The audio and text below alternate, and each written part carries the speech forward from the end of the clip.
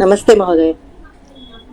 पठामि संस्कृतं नित्यं वदामि संस्कृतं सदा ध्यायामि संस्कृतं सम्यक् वन्दे संस्कृतमातरं संस्कृतस्य प्रसाराय नैजं सर्वं ददाम्यहं संस्कृतस्य सदा भक्तो वन्दे संस्कृतमातरं संस्कृतस्य कृते जीवन् संस्कृतस्य कृते यजन् आत्मानमाहुतं मन्ये वन्दे संस्कृतमातरं वन्दे संस्कृतमातरम्। सर्वेभ्यः स्वागतं। चतुर्थः पाठः अस्ति ऐन्स्टीनः उवाच।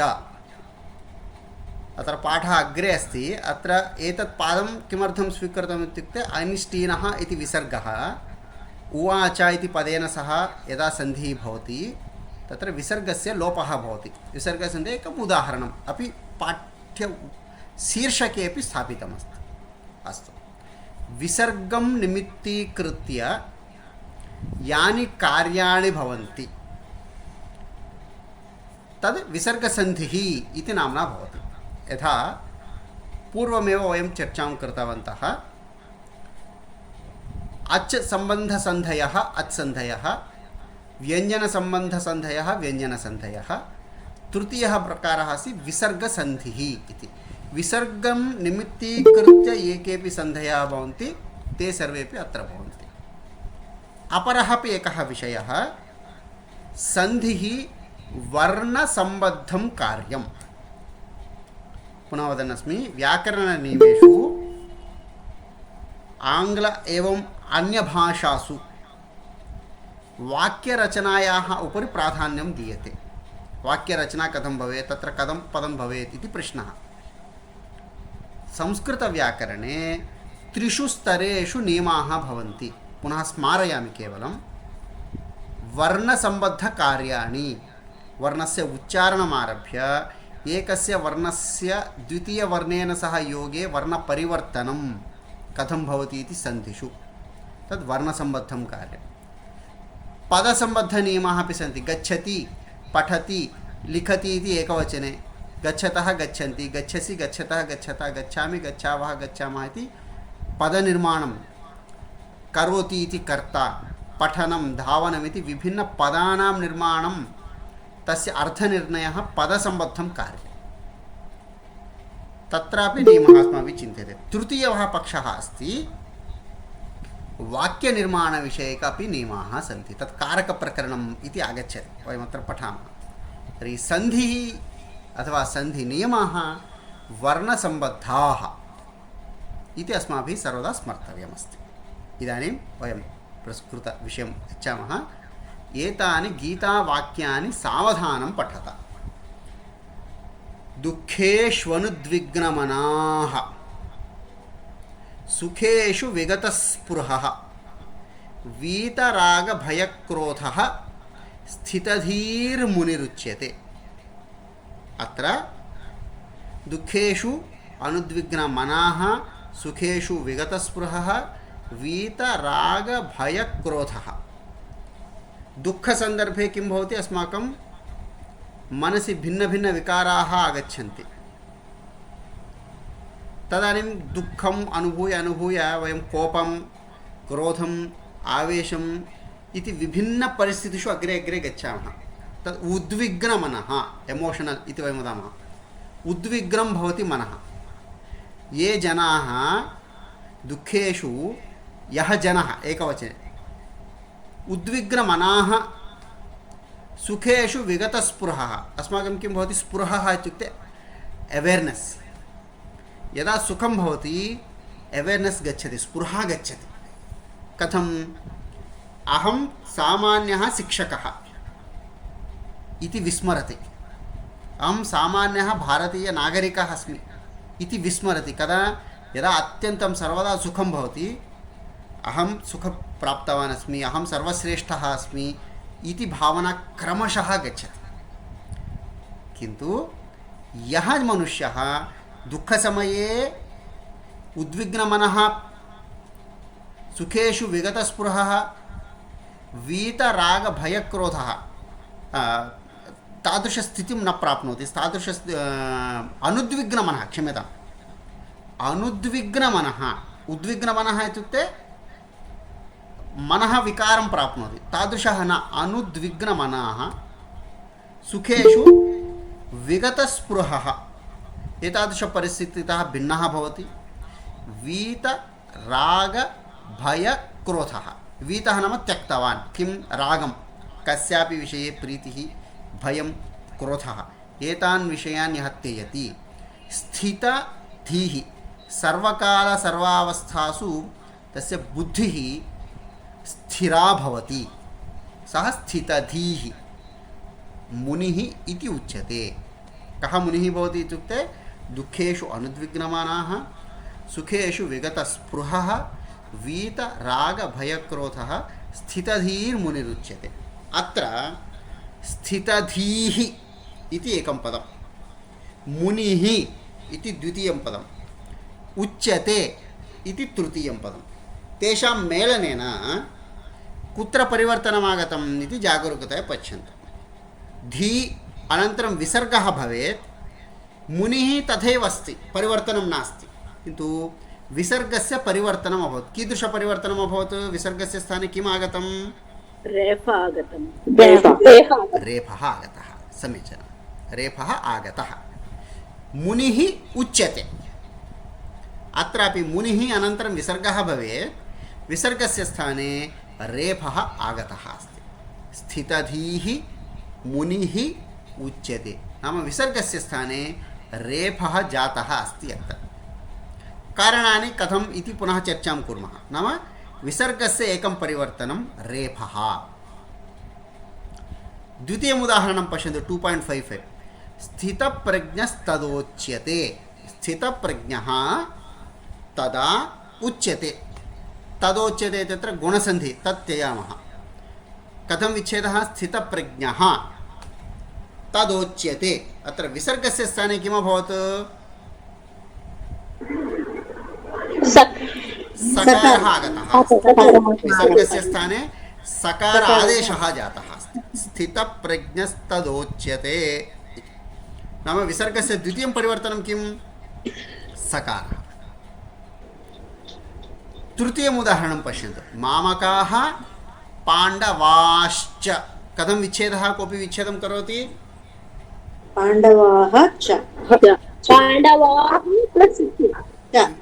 विसर्गः आसीत् विसर्गस्य स्थाने शकारः समीचीनम् उत्तमं विसर्गस्य स्थाने शकारः आगतः नाम तृतीयं परिवर्तनं विसर्गस्य स्थाने शकारः चतुर्थम् उदाहरणम् एवमुक्तो हृषीकेशो गुणाकेशेन भारत तत्पदद्वयं त्यजामः किन्तु पूर्वपदद्वयं विच्छेद्य वदति वा कोऽपि एवमुक्तः हृषीकेशः एवं प्लस् उक्तः उक्तः हृषीकेशः त्रीणि पदानि एवम् उक्तः इत्यत्र नूतनं परिवर्तनं नास्ति किन्तु उक्तः इति विसर्गः विसर्गस्य स्थाने उकारः अभवत् अनन्तरम् अकार उकारयोः गुणः अभवत् पश्यन्तु एवमुक्तः इत्यत्र तकारे अकारः अस्ति अनन्तरं विसर्गस्य स्थाने उकारः जातः अस्ति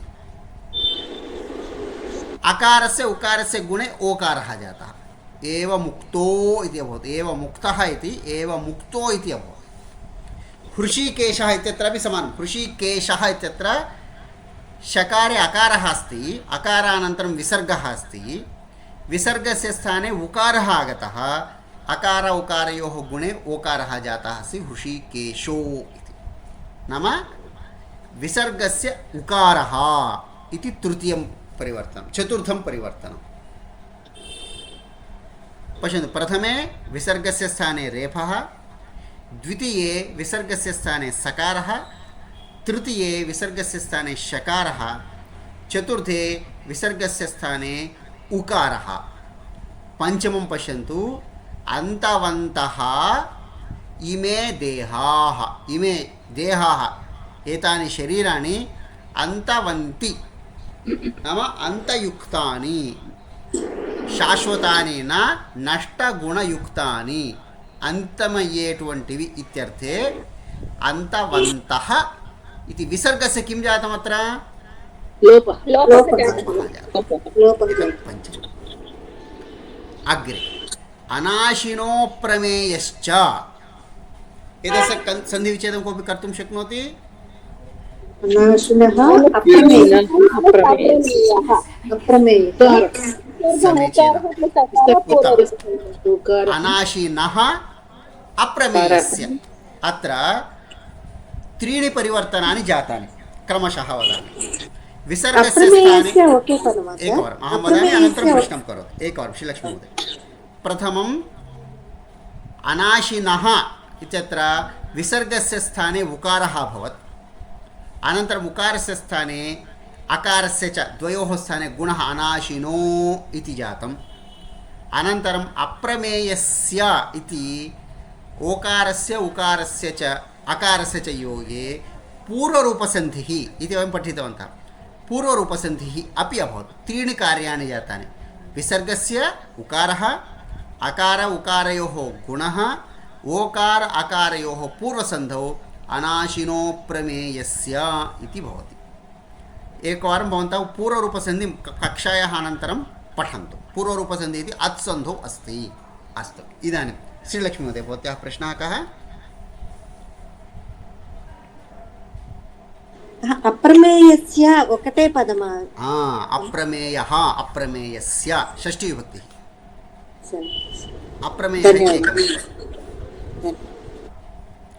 एवम् अत्र विच्छिन्नः लिखितः अस्ति, पश्यन्तु। स्थितधीर्मुनिरुच्यते इति विसर्गस्य स्थाने रेफः। प्रथमे उदाहरणे स्थितप्रज्ञस्तदा इत्यत्र विसर्गस्य सकारः, पाण्डवाश्च विसर्गस्य स्थाने शकारः। एवम् उक्तः ऋषिकेशः इत्यत्र विसर्गस्य उकारः जातः। स्मरन्तु जागरूकतया, विसर्गस्य स्थाने उकारः आगतः, अकार उकारयोः गुणः जातः। तृतीयम् अग्रिमम् अन्तवन्तः इमे, विसर्गस्य लोपः जातः। अनाशिनः अप्रमेयस्य इत्यत्र विसर्गस्य स्थाने उकारः, अनन्तरं गुणः, अनन्तरं पूर्वरूपम्। एवं विसर्गस्य परिवर्तनानि वयम् उदाहरणत्वेन द्रष्टुं शक्नुमः। अपरमपि अस्ति, विसर्गस्य स्थाने शकारोपि भवति। विसर्गस्य स्थाने सकारः, शकारः, टकारः इति त्रीणि परिवर्तनानि भवन्ति। ष्टुत्वसन्धेः शकारः, ष्टुत्वसन्धेः शकारः, विसर्गस्य सकारादेशः इति एकः। त्रीणि भवन्ति इति क्रमः। अत्र एतावत्पर्यन्तम् उदाहरणेषु कस्यापि प्रश्नः स्यात् प्रष्टुं शक्नुवन्ति। महोदय, प्रसाद महोदय वदतु। उद्विग्न इत्यत्र धातुः कः? उद्विग्नः इति खलु? वदामि एकवारम्। उद्विग्नः कथम्? उत् इति उपसर्गः, वि इति उपसर्गः, उपसर्गद्वयमस्ति। उपसर्गद्वयमस्ति। अत्र विजधातुः, धातुः अस्ति विज्, क्षम्यतां, वि इति उपसर्गः, विजधातुः। विजधातोः अर्थः कः महोदय? विजधातोः अर्थः खलु? एकवारं विजधातोः अर्थः एकवारं कोशम् उद्घाट्य पश्यन् अस्मि।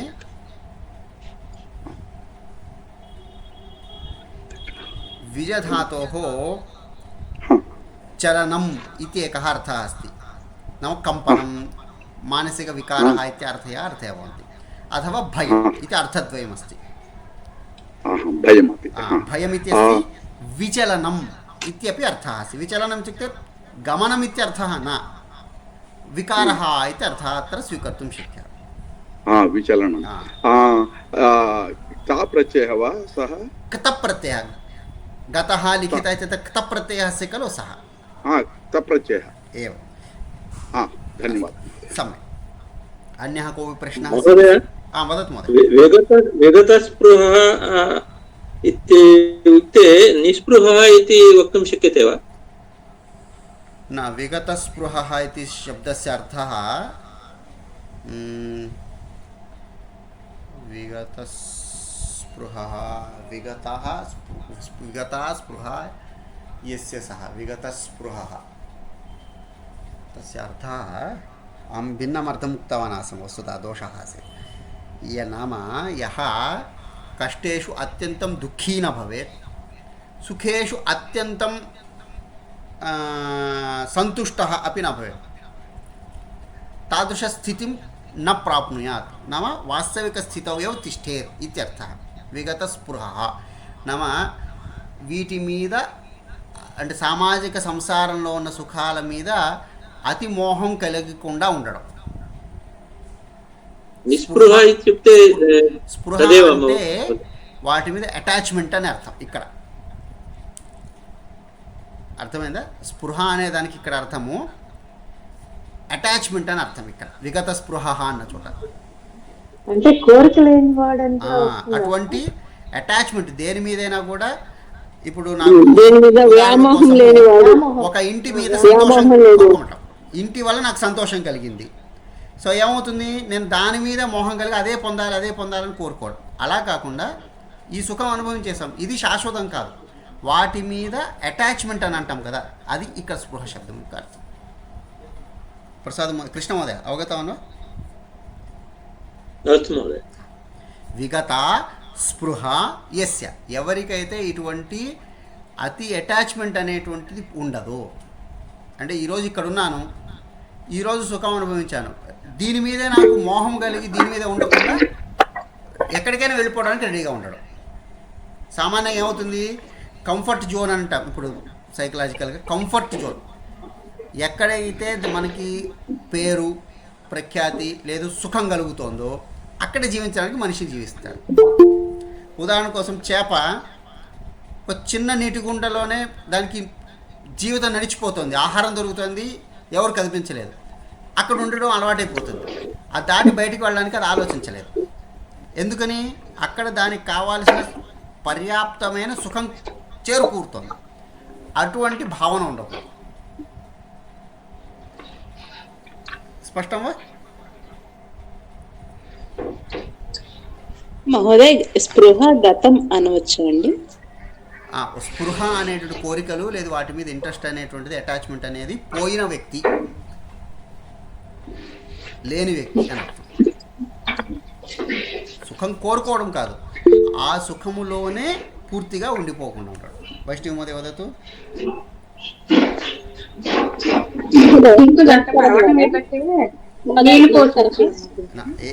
एकः वदतु महोदय वदतु अथवा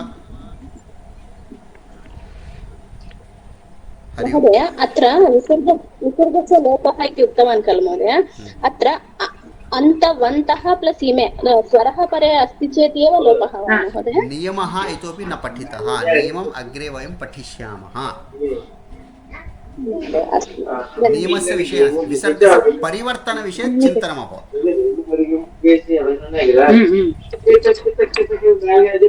हरि ओम् पश्यतु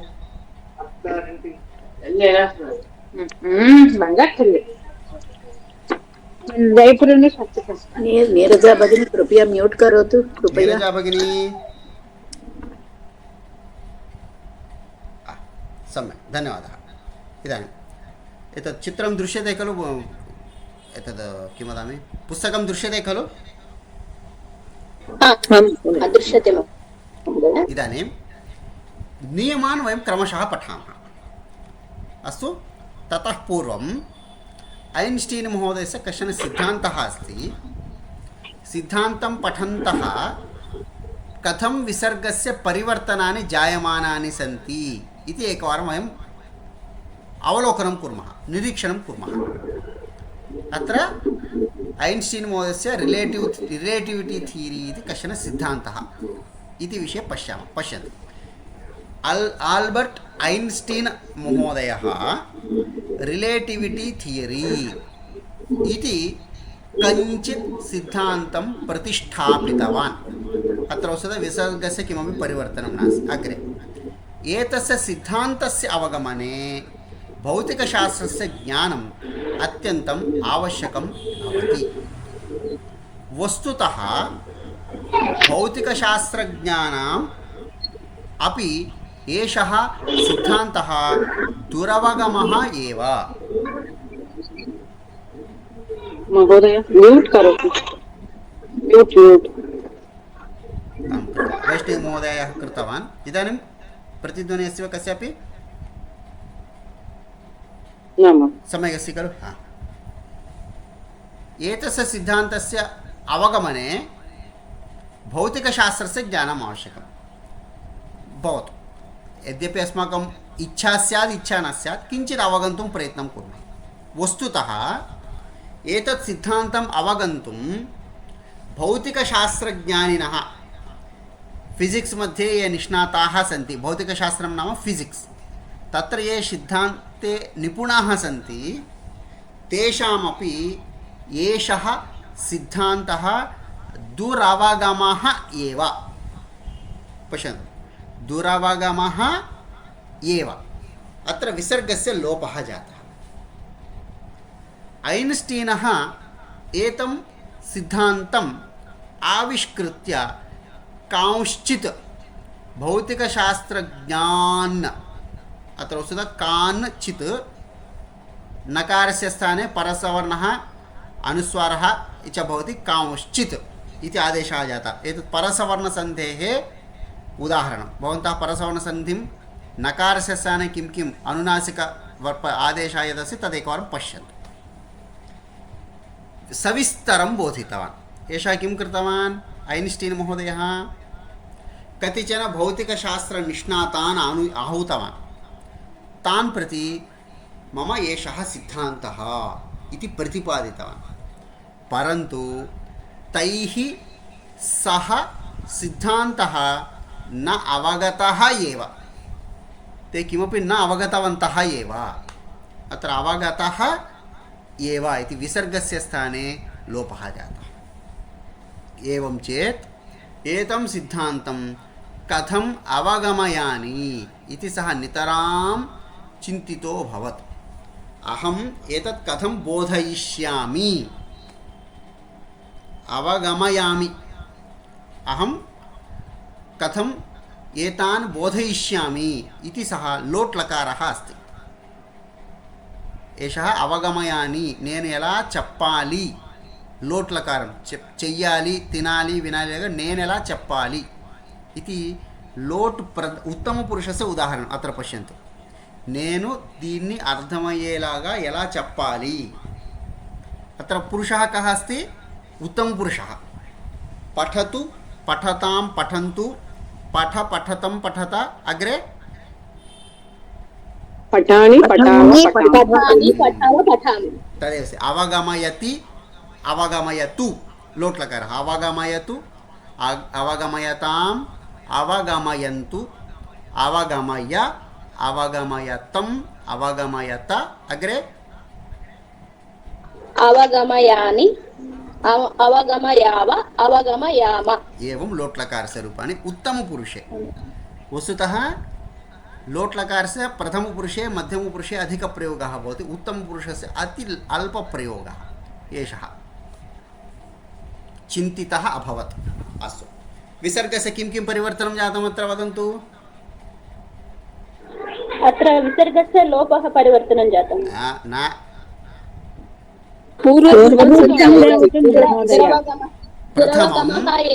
पूर्वरूपं न, प्रथमं विसर्गस्य उकारः, अकार उकारयोः गुणः, ओकार अकारयोः सन्धौ पूर्वरूपः ओकारः, अकारस्य स्थाने अवर्णमात्रा अवग्रमात्रा च लिखामः। नाम प्रथमम् उकारः, अनन्तरं गुणः, अनन्तरं पूर्वरूपः इति क्रमशः। लोपः नास्ति अत्र, साक्षात् पूर्वरूपमपि नास्ति। अस्तु, एतं क्रमं त्यजामः चेत् सन्धिः न भविष्यति। कदा महोदय चिन्तितः इति आगच्छति वा महोदय? किं किं किं कथम् आगच्छति? चिन्तितः चिन्तितः प्रथमं विसर्गः अस्ति, विसर्गस्य स्थाने उकारः भवति। कथम् आगच्छति महोदय? जागरूकतया शृण्वन्तु। विसर्गस्य स्थाने उकारः आगतः। उकारात् पूर्वं कः वर्णः अस्ति? आकारः अस्ति। अकार उकारयोः किं भवति? ओकारः भवति। गुणः ओकारः। एवं क्रमः विसर्गस्य। अहं किं पृच्छति महोदय? चिन्तितः हा स्थाने उकारः कथम् आगच्छति महोदय? क्रमशः वदन्। नियमम् इतोपि न आरब्धवन्तः, नियमम् अग्रे पठामः। नियमः कदा उकारः भवति, कदा अकारः भवति, कदा रेफः भवति, कदा सकारः भवति इति नियमान् अग्रे पठामः। इदानीं किमस्ति, एकं परिच्छेदं पठित्वा कथं विसर्गस्य परिवर्तनानि इति अवलोकनमस्ति। अस्तु महोदय, धन्यवादः। यतः अग्रे भवन्तः भगवद्गीता श्लोकान् पठिष्यन्ति, विच्छेदं कर्तुं भवतां सामर्थ्यम् आवश्यकं। तर्हि श्लोकेषु कुत्र विसर्गसन्धिः अस्ति इति अवगन्तव्यं। तदर्थं वयम् एकवारम् अवलोकनं कुर्वन्तः स्मः। अस्तु, अग्रे नियमं पठामः, अनन्तरं पुनः श्लोकेषु विच्छेदस्य पुनः अभ्यासं करिष्यामः। क्रमः। अस्तु। इदानीं चिन्तितः अभवत्। अग्रे कदाचित् तस्य मनसि विशिष्टं किमपि उदाहरणं स्फुरितं। सः चिन्तितवान् यत् यदि एतेन उदाहरणेन अहं पाठयामि तर्हि नूनं सर्वे तं सिद्धान्तं ज्ञातुं शक्नुयुः इति सः निश्चयं कृतवान्, निर्णयं कृतवान्। उदाहरणमाध्यमेन अहं पाठयामि इति। ततः सः कञ्चित् छात्रगणम् आहूय छात्रसमूहम् आहूतवान्। 10-15 छात्राणाम् एकं समूहम् आहूतवान्। तत्पुरतः घण्टात्रयं व्याख्यानम् अकरोत्। अन्ते च पृष्टवान्, इदानीं भवद्भिरेषः सिद्धान्तः अवगतः खलु इति। अत्र विच्छेदं कुर्मः। भवद्भिः एषः। इदानीं विसर्गस्य स्थाने किं जातं? रेफः। भवद्भिः एषः, भवद्भिरेषः, केवलं रेफः, अन्यत् किमपि नास्ति। कश्चित् छात्रः, अत्र सन्धिविच्छेदं करोतु। कः प्लस् चित् अनन्तरं छात्रः। इदानीं कः प्लस् चित् इत्यत्र विसर्गस्य स्थाने किम् आगतं?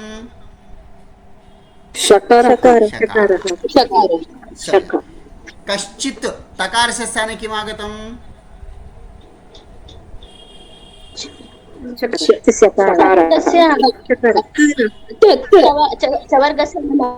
चवर्गः चकारः आगतः। अत्र कः सन्धिः अस्ति?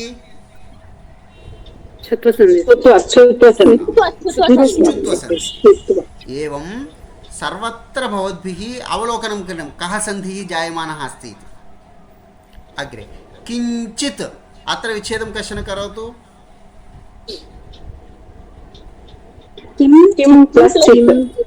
अत्र कः सन्धिः अस्ति?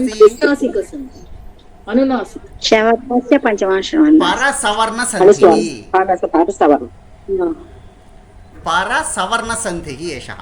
चकारस्य सवर्णः ञकारः मकारस्य स्थाने आगच्छति। किञ्चित्।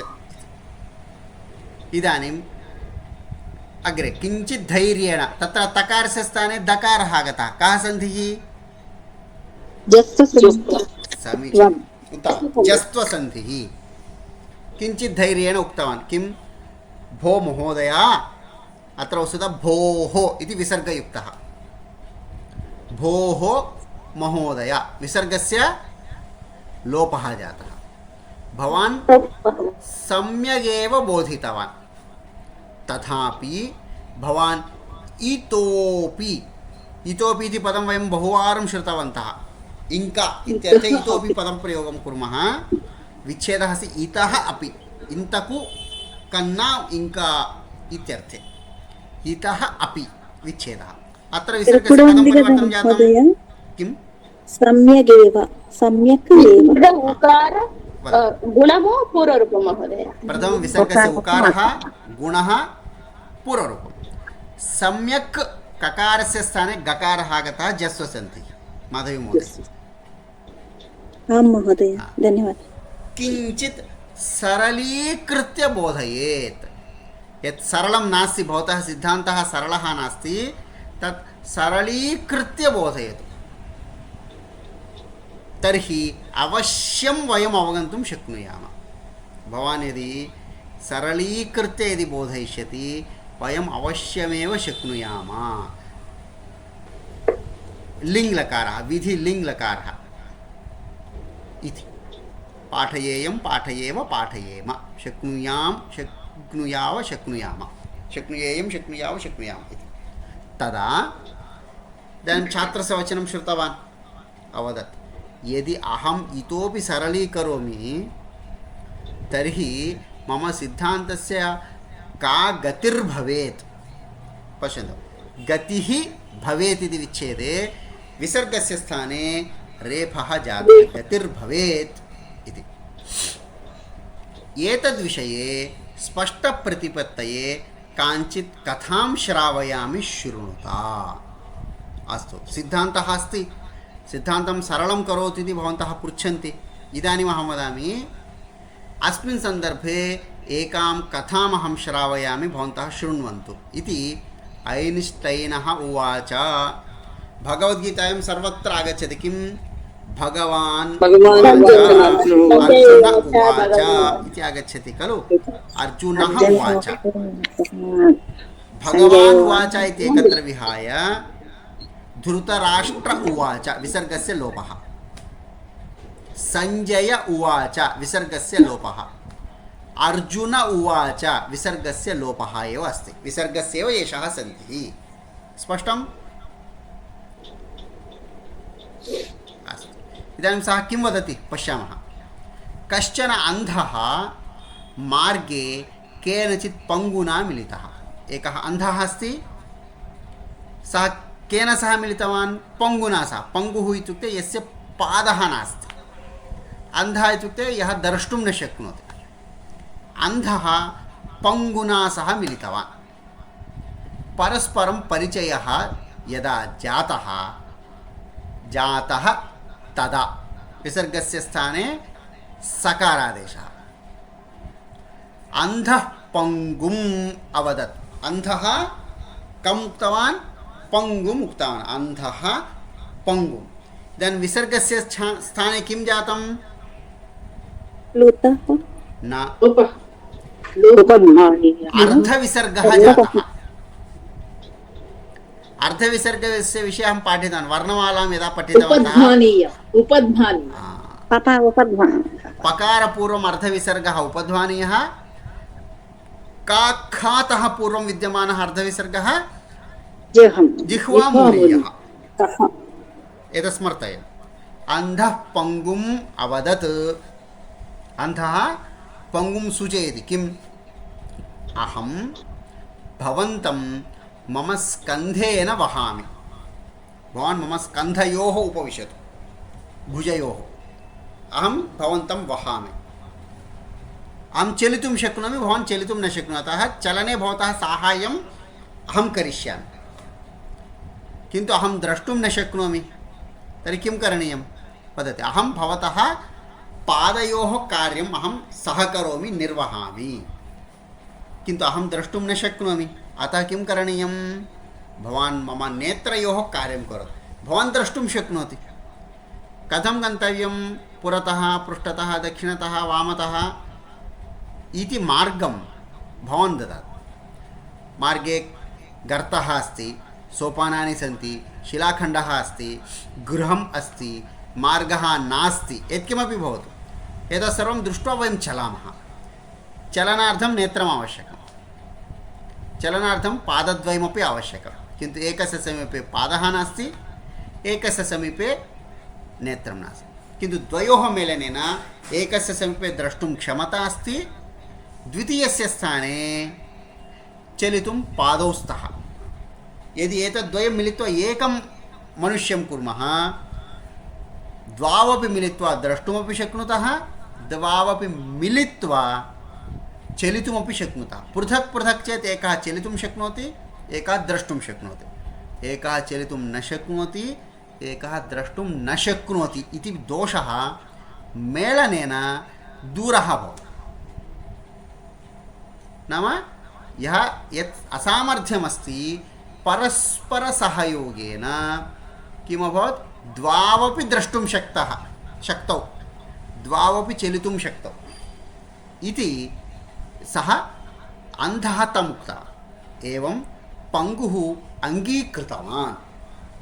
तौ सानन्दम् अटितवन्तौ, द्वावपि मिलित्वा सुखेन अटितवन्तौ।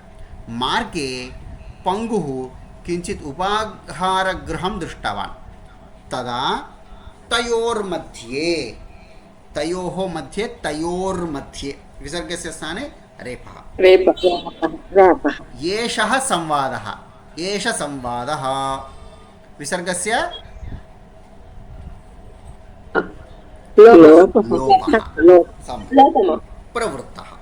किं पङ्गुः वदति, भो मित्र, भोः मित्र, विसर्गस्य लोपः। अत्र उपाहारगृहम् अस्ति, गत्वा दुग्धं पिबाव। अन्धः, साधु, किन्तु मम अयं प्रश्नः, किं नाम दुग्धं?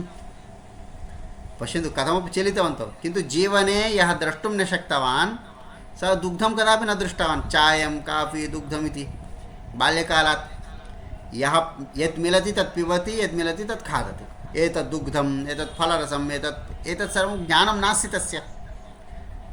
पातुं योग्यं शक्यते, किन्तु कः भेदः इति सः न जानाति। तदा पङ्गुः वदति, दुग्धं नाम श्वेतवर्णं किञ्चित् पेयं, पेयपदार्थः अस्ति, पेयं पातुं योग्यमस्ति द्रवपदार्थः। तस्य गुणः कः? श्वेतवर्णम् इति। अन्धः वदति, अहं जलं पिबामि, अतः पेयम् इत्युक्ते किमिति जानामि। भिन्नभिन्नपदार्थान् सः पिबति, यत् पातुं शक्नोति तत् पिबति, अतः पेयम् इत्युक्ते जानामि, किन्तु श्वेतवर्णं कदापि जीवने न दृष्टवान्। कदापि सः न दृष्टवान्। तर्हि अहं कथं ज्ञातुं शक्नोमि तत् किं श्वेतवर्णम् इति। पङ्गुः वदति यत् हंसपिच्छस्य सदृशं, నెమలి ఈకలాలో ఉంటుంది ఇది ఉక్తం. హంసపిచ్చస్య సదృశం సమానమితి. తదా అంధः వదతి మమ శిరస్త్రాణి పిచ్ఛాని సంతి. యథా కృష్ణస్య శిరస్త్రాణమసి తలపాగా తత్ర पिञ्छानि सन्ति तत् स्पृष्ट्वा पिञ्छम् इत्युक्ते एवं लघु लघु केशसदृशभागाः भवन्ति. एवं तस्य किञ्चित् उपरि वर्तुलाकारं भवति, अनन्तरं दीर्घं भवति, अतः लघु काण्डं भवति, तावत् जानामि. किन्तु तत् स्पर्शनेन अहं जानामि यत् पिञ्छं नाम किं तत्. किन्तु हंसः कः? हंसं कदापि न स्पृष्टवान्, हंसं कदापि न दृष्टवान्, तत् किम्? पङ्गुः वदति हंसः नाम कश्चन पक्षी यस्य जिग्रीवा वक्रा वर्तते. पश्यतु, सः तत् सरलं कर्तुं दुग्धं वर्णयितुं कथम् उपायं कुर्वन् अस्ति. पङ्गुः वदति हंसः नाम कश्चन पक्षी यस्य ग्रीवा वक्रा. इदानीम् अन्धः पुनः पृच्छति, प्रातःकाले अहं पक्षिणां कूजनं शृणोमि, कदापि न दृष्टवान्. ग्रीवा तु ममापि अस्ति, तत्र किं नाम वक्रत्वं? नाम जिह्वां ग्रीवां जानामि, मम ग्रीवा अस्ति, साक्षात् अस्ति. पक्षिणां ध्वनिं शृणोमि, किन्तु पक्षी किं करोति, तस्य स्वरूपं किम् इति न जानामि, वक्रम् इत्युक्ते किम् इत्यपि न जानामि. यतः एतत् साक्षादस्ति, दण्डः साक्षादस्ति, वक्रमस्ति, एतत् सर्वं यः द्रष्टुं शक्नोति सः निश्चेतुं शक्नोति, एषः न दृष्टवान्. अतः तदा पङ्गुः किञ्चित् अत्र पङ्गुः किञ्चित् इति अर्धविसर्गः भवति.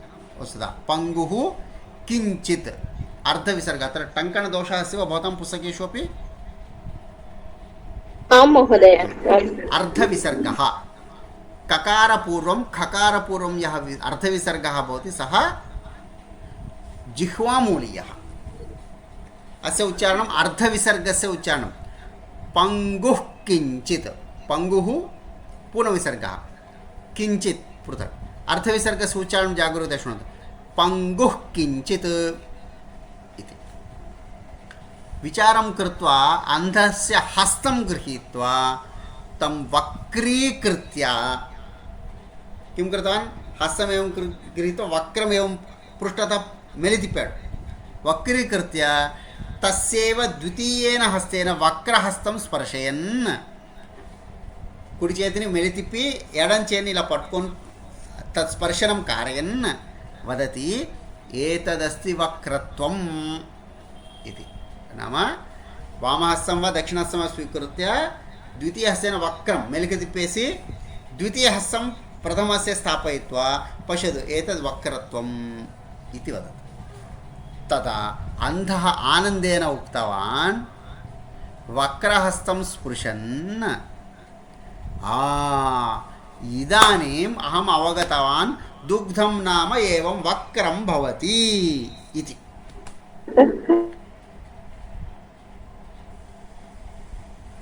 इदानीम् अहं किं ज्ञातवान् वक्रत्वं न ज्ञातवान् दुग्धं कीदृशं भवति इति अहं ज्ञातवान् दुग्धम् एवं वक्रं भवति एवं भवति दुग्धस्य स्वरूपं तत् पातुं योग्यम् इति सः ज्ञातवान् कथायाः तात्पर्यमस्ति अन्धम् उद्दिश्य श्वेतवर्णः ज्ञापयितुं न शक्यः यतः सः कदापि वर्णं न दृष्टवान् तद् स्पर्शनयोग्यं चेत् अस्तु एतद् मोबैल् अस्ति अथवा एषः सुधाखण्डः अस्ति एतद् उपनेत्रं स्पर्शनयोग्यं वयं ज्ञापयितुं शक्नुमः किन्तु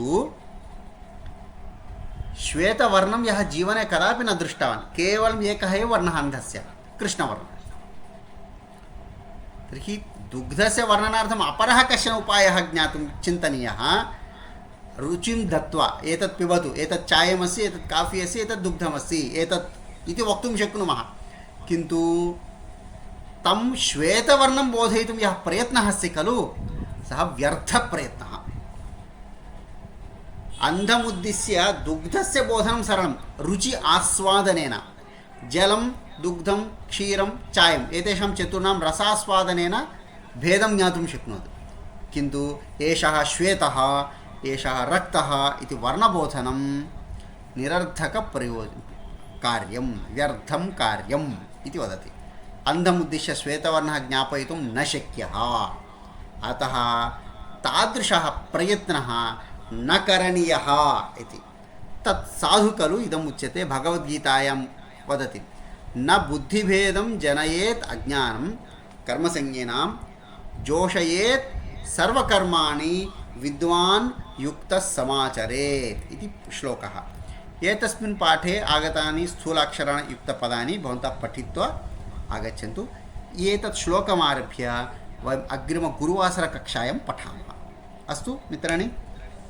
एतावत्पर्यन्तं यदि कोऽपि प्रश्नः अस्ति श्लोकं त्यक्त्वा प्रष्टुं शक्नोति वदतु महोदय कृष्णं प्रसाद महोदय दुरवगमः तत्र गमः पदस्य विवरणं पुनरेकवारं दुरवगमः अवगन्तुं योग्यः विषयः दुरवगमः अर्थము కానటువంటిది ఇత్యర్థ అవగమः धातु गमधातु गच्छति इत्येव गच्छति धातोः सः रूपं किम् अत्र अवगमः इति अकारान्त पुंलिङ्गशब्दः क्रियापदं नास्ति तद्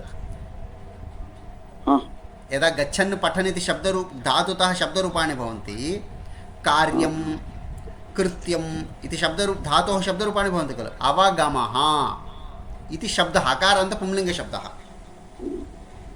धातोः निष्पन्नः वा गमधातोः निष्पन्नम् अर्थम् अवटमु इति दुरवगमः అంటే అర్థం కానటువంటిది ఇత్యర్థः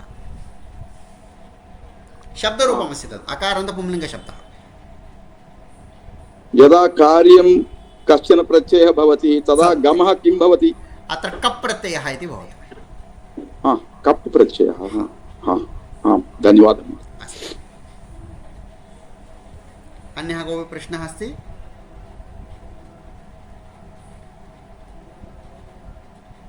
महोदय, आम्, उपध्वानीयः जिह्वामूलीयः एकवारं। विसर्गः सामान्यतया त्रिधा भवति। पूर्णविसर्गः, अर्धविसर्गद्वयम्। अर्थम् इत्युक्ते अर्धमेव उच्चारणं कुर्मः। रामः गच्छति, पूर्णविसर्गस्य उच्चारणं।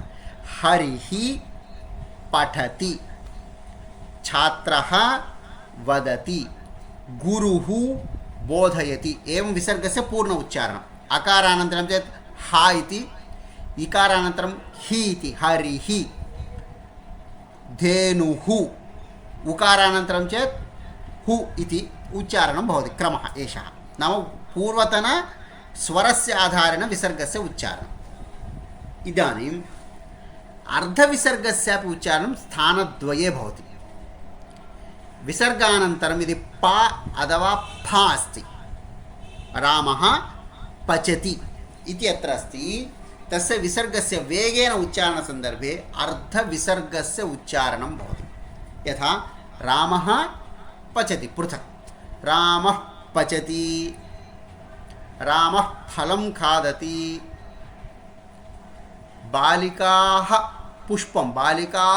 पुष्पाणि आनयन्ति इति विसर्गस्य अर्धविसर्गस्य उच्चारणं भवति। कदा? पा फा तः पूर्वं भवति। हरिः पचति, रामः पचति इत्यादिषु पा अथवा फातः पूर्वं यः विसर्गः अस्ति तस्य अर्धविसर्गस्य उच्चारणं भवति। तस्य नाम उपध्मानीयः। कारणम् ओष्ठयोः तद् निष्पादनं भवति। नाम రెండు పెదవులు కలిసినప్పుడు అది ఉత్పత్తి అవుతుంది. రామः పచతి, పెదవులు రెండు కలపకుండా ఆ విసర్గ అర్ధవిసర్గను మనం పలకలేము ఇది. సమానం यदि क ख एतयोः पूर्वं यः विसर्गः अस्ति तस्य वेगेन उच्चारणे अर्धविसर्गस्य उच्चारणं भवति। तस्य नाम जिह्वामूलीयः।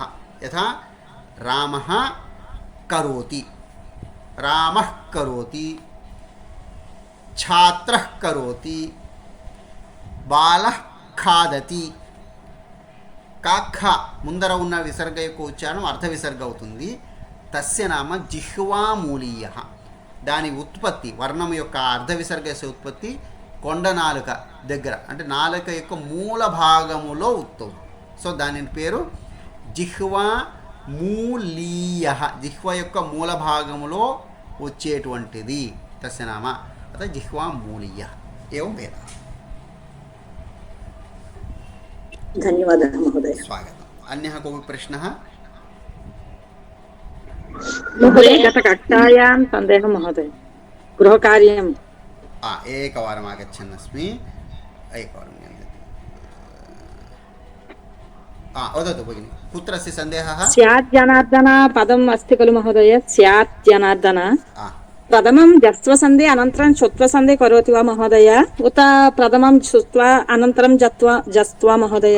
स्यात् जनार्दन खलु प्रथमं स्यात् प्लस् जनार्दन। प्रथमं तकारं दकारं भवति, अनन्तरं दकार तृतीयाक्षरं जकारं। प्रथमं श्चुत्वसन्धि क्रमम् अवगच्छन्तु। प्रथमं सर्वत्र श्चुत्वम्, अनन्तरं जस्त्वं क्रमः। प्रथमं श्चुत्वं करणीयं यत्र कुत्रापि। यथा क्रमः प्रथमं तदस्ति श्चुत्वसन्धिः, ततः परं जस्त्वम् इति क्रमः। अस्तु अस्तु, स्वागतं भवतु। महोदय महोदय पुटसङ्ख्या 340 महोदय। पुटसङ्ख्या 340 महोदय।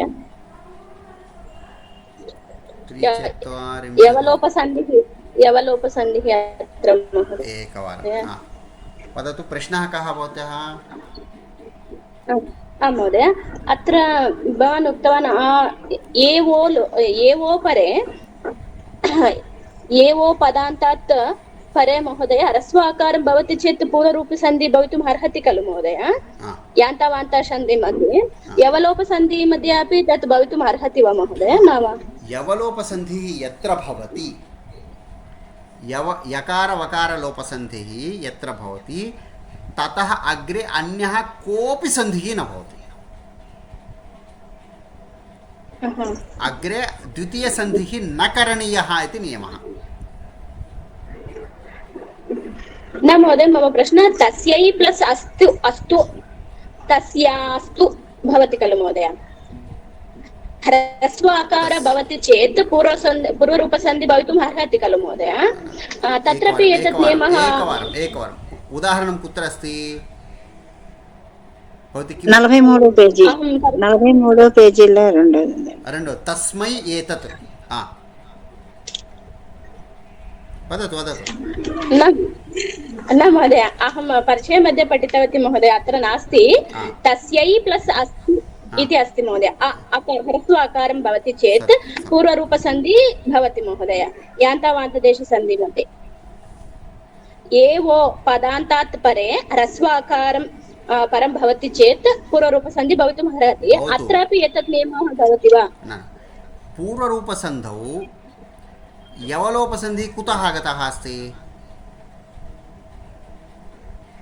यवलोपसन्धिः कुत्र अस्ति? ऐ औ यत्र आदेशः अस्ति तत्रैव खलु। पूर्वरूपसन्धौ यकारः कुत्र अस्ति भवत्याः वस्तुतः?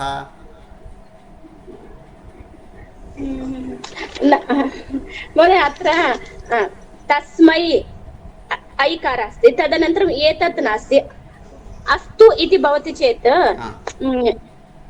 अत्र यकारः लोपः भवितुम् अर्हति वा न वा इति मम प्रथमं तस्यै अस्तु इत्यत्र कः सन्धिः भवति इति भवत्याः चिन्तनं? पूर्वरूपसन्धि भवितुम् अर्हति इति मम चिन्तनं। नियमः कः? पूर्वरूपसन्धिः न भवति खलु। ऐकारस्य स्वरे परे ऐ आय् आदेशः एव भवति। पूर्वरूपं कुतः अस्ति? ये महोदय, तस्ये इति रूपमेव नास्ति खलु। संस्कृते शब्दः एव नास्ति। अस्तु, तस्ये इति रूपं कस्यां विभक्तौ अस्ति? कः शब्दः?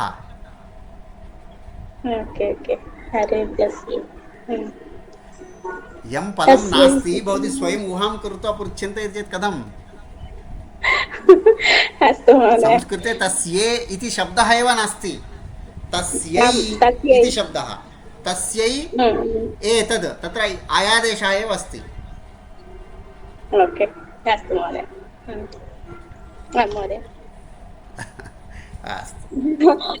तथा मम ऊह एव महोदय, अहं किञ्चित् चिन्तितवती, अतः अहं पृष्टवती महोदय। धन्यवादः। अस्तु भवतु।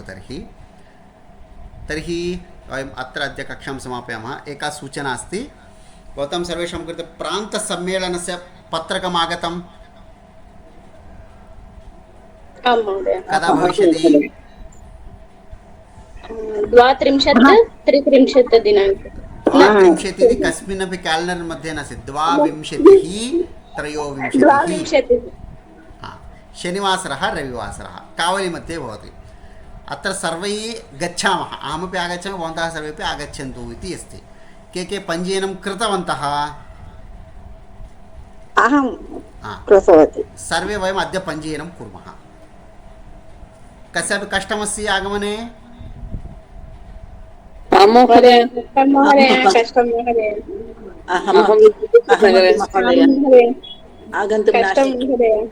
कथं तर्हि सर्वे मिलामः इति चिन्तनमस्ति खलु। एवं न आगच्छन्ति चेत् कथम्? एकवारं चिन्तयन्तु पुनः। अस्तु, सर्वे गच्छामः चेत् सम्यक् भवति। एकं दिनं केवलं रविवासरे एव आगन्तुं प्रयत्नं कुर्मः वयं सर्वे। यदि दिनद्वयं न शक्यते, एकं दिनं वा केवलं रविवासरे प्रातः गच्छामः, रात्रौ प्रति गन्तुं शक्नुमः। तद्वा चिन्तनीयम्। एकं दिनं वा गच्छामः। महोदय, अत्रतः बहु दूरमस्ति महोदय। भवती कुत्र निवसति? आदोनि महोदय, कर्नूल जनपदे महोदय। कुत्र? आदोनि महोदय। आदोनि किमस्ति? प्रायः 5-6 होराः। चिन्तयन्तु। मम सूचना अस्ति। अस्माकं संस्कृत किं सन्ध्या भगिनी कुत्र तिष्ठति भवती? विशाखपट्टने महोदय। विशाखपट्टनतः प्रायः 15 जनाः आगच्छन्ति। परन्तु पञ्चदश तु न शक्यते महोदय। एकवारं भवन्तः पुनः विचारं कृत्वा शनिवासरे रात्रौ प्रस्थानं कुर्वन्तु, रविवासरे तिष्ठन्तु, पुनः रविवासरे रात्रौ गमनम्, एवं विचार्य सर्वे आगच्छन्तु इति अस्माकम् अपेक्षा अस्ति। संस्कृतभारत्यां सर्वेषां मेलनस्य अपेक्षा अस्ति, यतः संस्कृतजनाः वयम् अल्पजनाः भवामः। वर्षे एकं दिनम् अथवा वर्षद्वये एकवारं भवति मेलनं, वयं न मिलामः चेत् कथम् इति एकम्। द्वितीयं, वयं स्वप्रान्ते किं कुर्वन्तः स्मः। इदानीं संस्कृतं सम्यक् पठितुम् इच्छामः, तदर्थं मार्गः अस्ति पाठनम्। अहम् इदानीम् एकवारं पाठयामि इत्युक्ते द्विवारं पठामि। मम ज्ञानस्य विकासः वर्धनं पाठनेन अधिकतया भवति, केवलं पुस्तकपठनेन न भवति। तर्हि पाठनं करणीयं चेत् अस्माकं कृते किञ्चित् किं पाठनीयं, कथं पाठनीयम् इति विषये चर्चा, मार्गदर्शनं, बहूनां कार्यकर्तॄणां मेलनम् इति विषयाः तत्र भवन्ति। इदानीम् एकः कर्नूल् मध्ये अस्ति, एकः विशाखपट्टने अस्ति, एकः विजयनगरे अस्ति। अस्माकं मेलनं जीवने एव न भवति चेत् कथं। वयम् अल्पाः भवामः खलु संस्कृतज्ञाः। अतः एकं दिनं वा न्यूनातिन्यूनं रविवासरे प्रातः गच्छामः, सायङ्काले 6 वादने यानं किमपि स्वीकृत्य वयं गच्छामः, तथा किमपि द्रष्टुं शक्नुवन्ति। व्यवस्था सम्यक् अस्ति तत्र सर्वविधम्। अन्यः कोऽपि प्रश्नः चेत् भवन्तः माम् अथवा तत्र सङ्ख्याः सन्ति, तत्र प्रयत्नं कृत्वा वयं मिलामः। तत्र उमामाता आगच्छति, या एकं फेस्बुक् अहं कथां प्रेषितवान् सा आगच्छति, चन्द्रशेखरमहोदय आगच्छति, अनन्तरं विशाखपट्टणस्य गीताकेन्द्रस्य पूर्वं का पाठितवती विजया भगिनी आगच्छति, एवं सर्वे आगच्छन्ति, अहमपि आगच्छामि। सर्वेषां मेलनं भवितुम् अर्हति। यदि वयं न गच्छामः चेत् मेलनं पुनः अग्रिमवर्षे कदाचित् वर्षद्वयानन्तरं वर्षत्रयानन्तरं भवति। एषः एकः उत्तमः अवसरः, अस्माभिः गन्तव्यमस्ति। पुनः विचार्य आगन्तुं वयम् अवश्यं प्रयत्नं कुर्मः। अस्तु, इदानीं शान्तिमन्त्रेण समापयामि। सर्वे भवन्तु सुखिनः, सर्वे सन्तु निरामयाः, सर्वे भद्राणि पश्यन्तु, मा कश्चित् दुःखभाग् भवेत्। ओम शांति शांति शान्तिः। नमस्कारः। धन्यवादः। स्वागतम्। धन्यवादः महोदय।